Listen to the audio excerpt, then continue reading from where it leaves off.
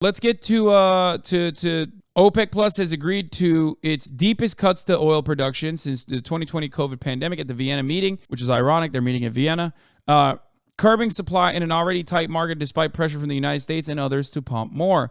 The United States needs to be less dependent on OPEC Plus and foreign producers of oil, said the White House spokesman John Kirby. What an incredible opportunity. Yeah, we should be drilling more, dude. How about we just, I don't know, nationalize our extraction industry? That's a good way. Why is it ironic that they're meeting in Vienna?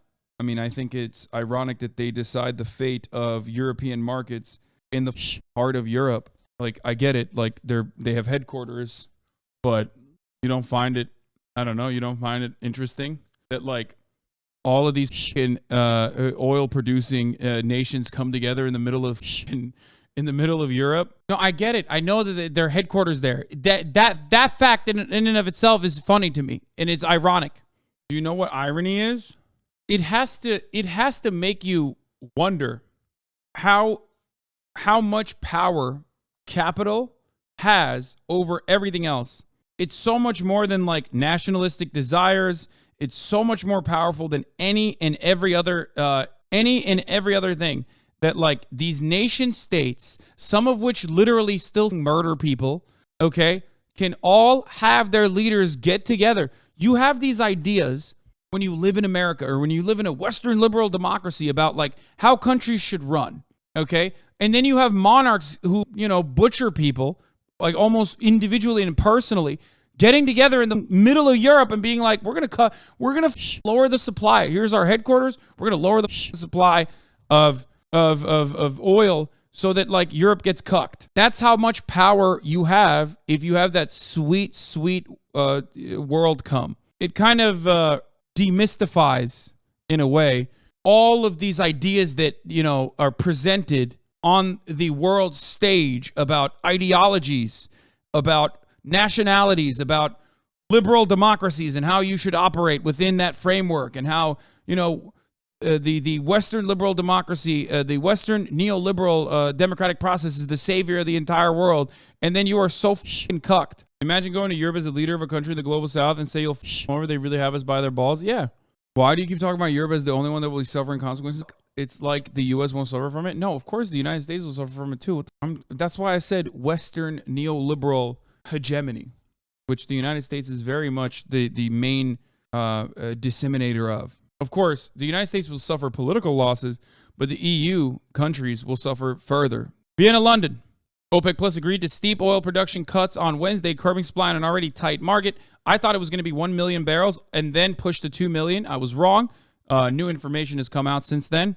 And now the de facto leader, Saudi Arabia, said the cut of 2 million barrels per day of output, equal to 2% of global supply, was necessary to respond to rising interest rates in the West and a weaker global economy. The kingdom rebuffed criticism it was colluding with Russia, which is included in the OPEC Plus group, to drive prices higher, and said the West was often driven by wealth arrogance when criticizing the group. The White House said President Joe Biden would continue to assess whether to release further strategic oil stocks to lower prices. The president is disappointed by the short-sighted decision by OPEC Plus to cut production quotas, while the global economy is dealing with the continued negative impact of Russian President Vladimir Putin's invasion of Ukraine, the White House said. Biden, of course, has low approval ratings that he's facing. I love that Saudi Arabia whipped America so hard. They gave you a little bit of juice, and they were like, yeah, we'll improve production, okay?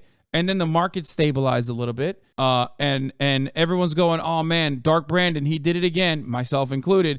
And then now they're like, just kidding, lol, turn the faucet back off. All of a sudden, they're like, yeah, know who your masters are. Biden faces low approval ratings ahead of midterms elections due to the soaring inflation, and has called on Saudi Arabia, a long-term U.S. ally, to help lower prices. U.S. officials have said the part of the reason Washington wants to lower oil prices is to deprive Moscow of its oil revenue. Biden traveled to Riyadh this year, but failed to secure any firm cooperation commitments on energy. Relations have been further strained as Saudi Arabia has not condemned Moscow's actions in Ukraine. Dude, the funniest thing here would be if they, like, I don't know, release some 9/11 documents or something that directly showed the Saudi involvement. You know what I mean? I don't think they'll do that, though. I think they'll cave and concede, and instead of going balls to the wall mode against Saudi Arabia, they'll be like, please, we'll literally personally start killing children in Yemen, please. Please, we beg you. You are our Lord and Savior. OPEC Plus' real goals with these cuts is to drive up the cost of American oil prices and therefore server infrastructure. Yeah, okay, bro. No. Oil prices are everything, okay? They impact everything, not just server prices. This is anti-capitalist action, okay? This, in and of itself, is anti-capitalist action. It might be motivated by political reasons, okay? But this is inherently an anti-capitalist action. And the only defense mechanism is doing further anti-capitalist action like nationalizing oil production, or at least some semblance of that, which is using the Defense Production Act, right? And I'm going to tell you what will not happen. That America is a capitalist nation. For them to do something like this, something so severe, like what are they going to do? The oil producers would pull a CIA, oil producers would do what they're doing in Nigeria to America, okay? Joe Brandon will turn into JFK, and I don't mean early JFK. I don't mean Marilyn Monroe having sex JFK. I mean JFK in Dallas. These guys do not have a problem starving the American public. They have said time and time again that their main interest is their shareholder interest, okay? Improving profits for their shareholders. At a time when Joe Brandon was like, come on, make it cheaper. They were like, no, fuck that. We're not doing that. American manufacturers have said this. Lima, tell us a little bit about what is kind of riding on this meeting right now. I mean, there's an expectation that we're going to see a significant OPEC production cut. This will be Here, people keep asking, what is OPEC? Here you go. Petrol for your car. It's an ingredient in a lot of what we use, from the plastic glove that keeps your hand clean to the tires that keep you on the road, which means these products can be affected by the fluctuating price of oil. That price is largely decided by supply and demand and the collective actions of an organization that provides 40% of the world's oil, OPEC. OPEC stands for the Organization of the Petroleum Exporting Countries. It was formed in 1960 by founding members Iraq, Kuwait, Iran, Saudi Arabia, and Venezuela. The group was created to monitor the stability and prices of the petroleum. I mean, if I were Biden, I'd tell MBS the cost of maintenance on their bombers just went up to $1 billion a day. I mean, yeah, you could do that. That's no different fundamentally than like arming the Houthis. So it's literally like the other side of that equation. Why not roll with it, dude? Go crazy. You know what I mean? Oops. Inflation came for you, Jack. Cut the malarkey. Oh, man. Except, again, that contract is not dictated by Brandon. That contract is not done at the behest of the State Department. Or if it is done at the behest of the State Department, it is being done for Raytheon, for Lockheed Martin, for Boeing. Do you understand? Everything that America does, it does because it's 5 corporations in a trench coat, okay? So you can't really do that either. That's the fundamental reality that a lot of people are forgetting in this circumstance, okay? The American government, just like all governments, is vast. It has awesome powers, and yet it regularly refuses to use said powers because they are cucked to corporations, okay? That's it. That's the reality. Same goes with oil producers, which we cannot control and refuse to control, and same goes with defense manufacturers. Those are like 2 major industries right there. So you can talk a big game. You can talk a big game about what America can do, what America should do, but ultimately, I don't think they're going to do that. Can't wait for Cyberpunk IRL. My brother, you are living in Cyberpunk IRL. The only difference is we don't have cool, modifiers that we can put on our bodies. That's it. And you don't have a Suckmaster 5000 that you can strap onto your VR kit, but it's literally Miltech and Arasaka running the country. That is true. Just less neon and no Suckmaster 5000. The body mods in Cyberpunk aren't supposed to be cool. Yeah, whatever, lame ass. Imagine having that take, dude. Pfft.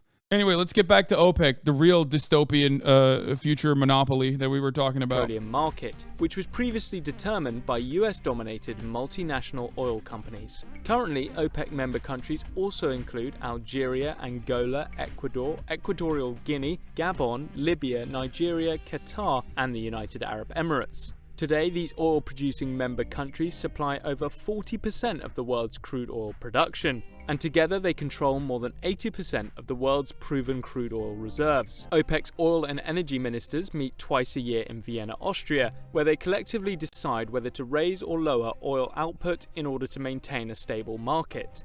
Critics argue that it's a way for them to maintain the price they want. But does OPEC actually control world oil? The biggest consumers of oil are the US and China. It was China's rapid development in the early 2000s, coupled with a lack of growth in the production of oil, which sent the price of oil shooting up. In turn, those high prices made it profitable for non-OPEC countries like the US and Canada to go after and discover harder to extract oil. Because they weren't bound by the cartel's decisions, these countries have grown their levels of supply, which meant OPEC's market influence began to decline. A rise in supply and a reduced demand for oil in Europe and Asia led to the price of oil crashing. This caused political problems in some OPEC countries like Venezuela, where oil is... Oh, that caused the political crisis. Because, like, if that was enough, then there wouldn't be additional sanctions, right? Like, if it was just a free market doing its thing, then I feel like no political crisis in Saudi Arabia, though. Yeah, weird.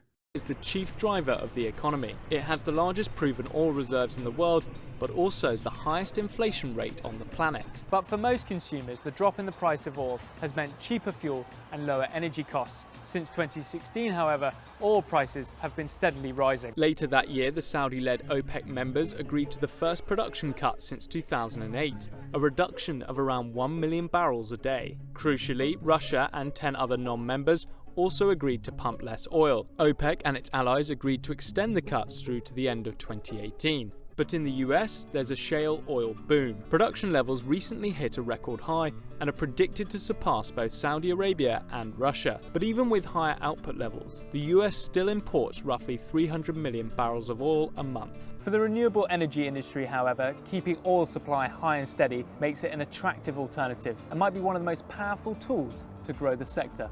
But the price of oil remains volatile. Geopolitical factors such as the Iran nuclear deal and President Trump threatening OPEC could see the prices go up or down. But in the end, the forces of supply and demand will ultimately determine the price. With more than 80% of the world's proven oil reserves, OPEC in the 21st century continues to be relevant, and their decisions can still affect the price of oil, if just temporarily. But as new sources of energy gradually replace hydrocarbons, the oil industry faces a race against time. In the words of an ex-Saudi oil minister, the Stone Age did not end for lack of stone, and the oil age will end long before the world runs out of oil.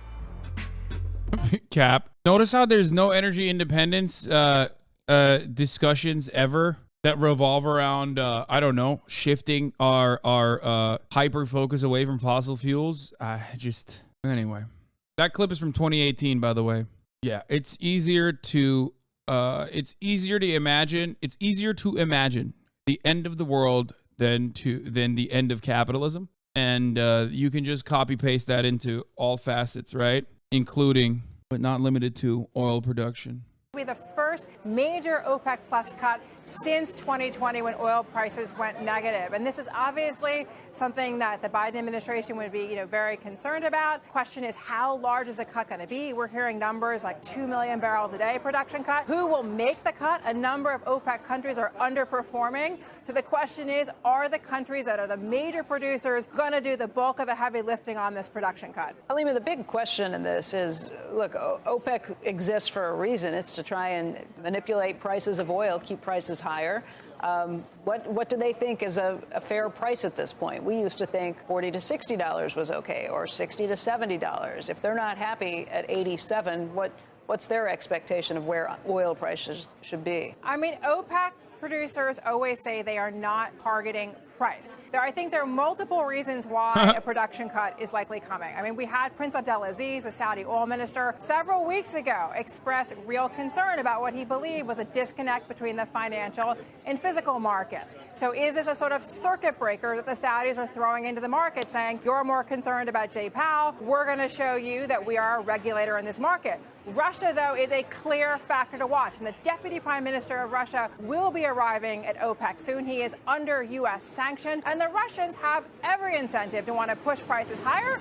They also have every incentive to try to scuttle the European Union's plans to impose sanctions and a price cap on Russian oil come December 5. And that's why this potential meeting is so much more important, that there's so much more riding on that. This is not just about prices. This is not just about the market. This is about global stability from a defensive perspective, from a security perspective. Do they not understand that, or do they not care? I mean, Becky, this is far more than about now. Russia is at the head of the OPEC Plus table. There are no indications that Russia will be vacating that seat. But to have the Russian deputy prime minister in Vienna at this moment, obviously, this is not just an oil story. This is a geopolitical story. This is a security story. And we're going to be watching very closely. I mean, obviously, this is not something that the White House wants. They do not want an OPEC plus production cut. Remember, President Biden visited Saudi Arabia in July. And so I think they were trying to potentially scale back.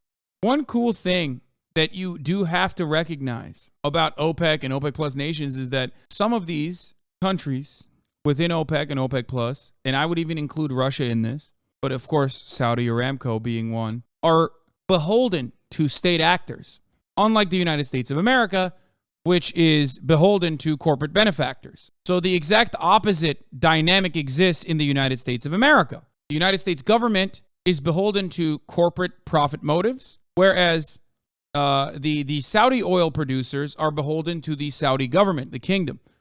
So whatever they say goes. Same with even Russia, where if the state decides we are going to change our oil production and our output, then the companies have to follow along. In the United States of America, if the United States of the American government decides, yeah, we got to do something about these oil prices, our corporations will say, "F off, Jack." So dictators are better. Unironically, yes. I am actually saying that. If you consider state-owned and operated extraction industries to be dictatorships, then yes, the Norwegian dictatorship trumps the American corporate oligopoly. Yeah, the dictatorship of Norway is fundamentally a better way to operate than the American oligarchy. Notice how I didn't say the Saudi dictatorship and I said the Norwegian dictatorship, because Norway also is a country that has, Norway is a Western nation.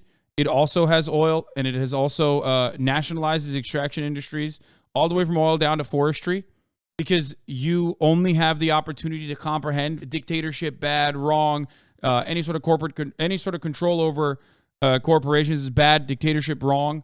But you don't feel like that when it's Norway. That's why I use Norway instead of Venezuela or Saudi Arabia. I love you, Hasan. Thanks. This is how outrageously cuck Biden is. Last year, begging oil companies not to gouge Americans. That wasn't last year. That was this year. Wait, was that last year? I thought that was this year. What the time flies, dude. That's crazy that this was last year. Oh my God. I thought that was like last week, man. What the dude, what is happening to my brain, brother? You mean Greater Sweden and not Norway, right? I just call it Daneland. I call it what it is, Daneland, which also encompasses broader swaths of the United Kingdom as well. That is right. I will come out and say it. The Danish are Turks, and therefore Danish supremacy. It's Daneland. It's all Daneland. It's always been Danelaw. America was founded by Leif Erikson. The Danes did it first, and therefore America is also Danish. Us Danes, we will not forget. We will not forgive. We will not forget the betrayal by the Anglo-Saxons, butchering our children, locking them into barns and lighting those barns on fire. Yes, I recently watched Vinland Saga. How can you tell?